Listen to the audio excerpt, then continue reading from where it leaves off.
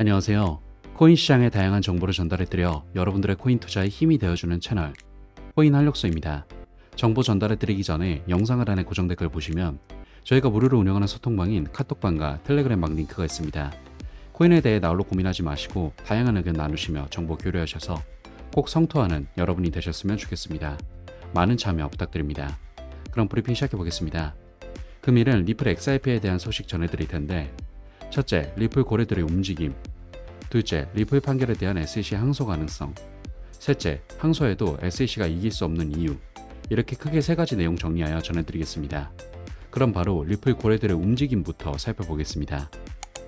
암호화폐 관련 매체 빈크립토에 따르면 XRP 거래들이 매도 움직임을 보이고 있는 것으로 나타나고 있는데, XRP를 1000만에서 1억개를 보유하고 있는 거래들이 어느 정도 수익을 내기 시작하면서 물량을 매도하고 있는 것으로 보입니다. 현재 XRP 거래들은 7월 18일에서 7월 22일 사이에 지갑 잔액에서 3억 2천만 개의 코인을 출금했는데, 가격을 출금 시점으로 약 999원이라고 가정한다면 최근 인출 금액은 2억 5천만 달러에 해당합니다. 이러한 매도 물량은 지난 며칠 동안 XRP의 가격이 지지부진한데 중요한 역할을 한 것으로 보이고 있고, 이러한 하방 압력에 개인 투자자마저 매도세에 합류하면 XRP 가격이 897원까지 하락할 수 있다는 분석이 나오고 있으니 이 점 참고하시고, 또한 이러한 거래들의 움직임에 더불어 XRP가 최근 다시 힘을 받지 못하는 이유는 역시 리플 판결에 대한 SEC의 항소 가능성이죠. 현재 SEC가 리플에 대한 법원 판결에 대해 사실상 항소를 전제로 한 행보를 보이고 있다는 분석이 나와 주목받고 있습니다. 내용을 자세히 보자면, 일전 암호화폐 시장에 큰 충격을 안겨준 테라 루나 사건의 권도형에 관련하여 SEC를 대리하는 변호사들이 테라폼 랩스 및 권도형에 대한 소송을 담당하는 법원에 리플 판결은 잘못된 것이므로 인용해서는 안 된다는 주장을 했습니다. SEC 변호사들의 이 같은 행보는 리플 판결에 대한 항소를 전제로 한 것으로 보이는데, 암호화폐 관련 매체 더블록에 따르면 SEC를 대리하는 변호사들이 SEC가 항소를 하지 않을 것이라고 믿었다면 판사에게 해당 판결을 무시해달라고 요청하지는 않았을 것이라고 말했습니다. 다시 말해 SEC 변호사들이 항소를 전제로 리플 판결이 무력화될 것이므로 테라폼 랩스의 해당 판례를 적용해서는 안 된다고 주장했다는 것이죠. 이에 SEC 변호사들은 테라폼 랩스와 권도형 재판을 맡은 담당 판사에게 리플 판결은 잘못된 결정이며 법원은 이를 따르지 말아야 한다고 주장했습니다. 또한 SEC 변호사들의 이 같은 주장은 SEC가 리플 판결의 어떤 부분에 주목하고 있는지를 알 수 있는데, 리플 재판부는 코인 거래소를 통한 제3자, 블라인드 입찰 또는 프로그램적 판매가 증권 공모에 해당하지 않는다고 판단했었죠.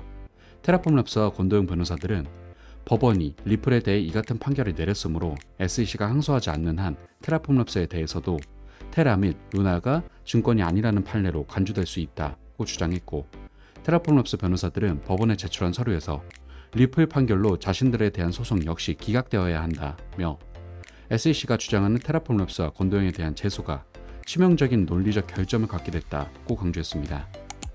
하지만 이에 SEC 변호사들은 테라폼 랩스 변호사의 주장을 강력 반박했는데, SEC 변호사들은 SEC가 항소할 경우를 상정하고 리플 판결의 잘못된 부분을 미리 검토했다고 말한 데 이어 코인을 산 개인 구매자에게도 기관 투자자에게 적용되는 것과 동일한 판단이 주어져야 한다. 리플 재판부가 기관과 개인 투자자의 기대치를 인위적으로 구분하고 하이테스트의 본래 취지를 부적절하게 변형했으며 증권성 판단의 근간이 되는 논리를 뒤집었다. 리플 재판부가 투자자에게 직접 수익 약속을 해야 한다는 요건을 부적절하게 추가했다고 강조했죠. 여기서 일전 판례에서 리플 재판부는 각 투자자가 자신의 돈이 프로모터에게 직접 전달된다는 사실을 알고 있어야만 하이테스트 적용 대상이라고 판시했었지만, SEC 변호사들은 이러한 결정은 일반적으로 증권 투자를 정의하는 기준을 비정상적으로 좁게 해석한 것이라고 반박하면서 법원은 통상 일반 투자자를 보호하는 방식으로 기존 법률을 해석하는 경향이 있다며 리플 판결이 개인 투자자 보호를 도외시했다고 비판했습니다. 리플 판결로 인해 연방증권법이 개인 투자자에게 더 적은 보호를 제공하도록 만들었다는 주장으로 기관은 증권법으로 보호하고 개인은 증권법 보호 대상에서 제외되는 기이한 결과를 낳았다는 비판을 한 거죠. 따라서 이에 따라 결과적으로 리플 판결에 대해 SEC는 항소를 진행할 것이라는 분석이 계속해서 나오고 있는 상태입니다. 하지만 다행스럽게도 리플 커뮤니티를 대변하는 변호사 존 디트는 SEC가 관련 사건을 상고해도 판결을 뒤집을 만한 논거를 제시할 수 없을 것이라고 주장하여 주목받고 있습니다.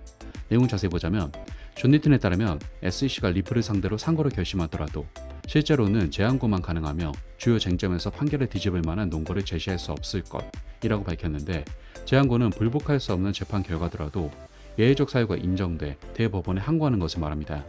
그러면서 존 디트는 SEC는 이번 소송 내내 리플과 XRP가 공동기업이라고 주장했으나 그 과정에서 3번이나 주장과 근거를 뒤집었다고 강조했습니다.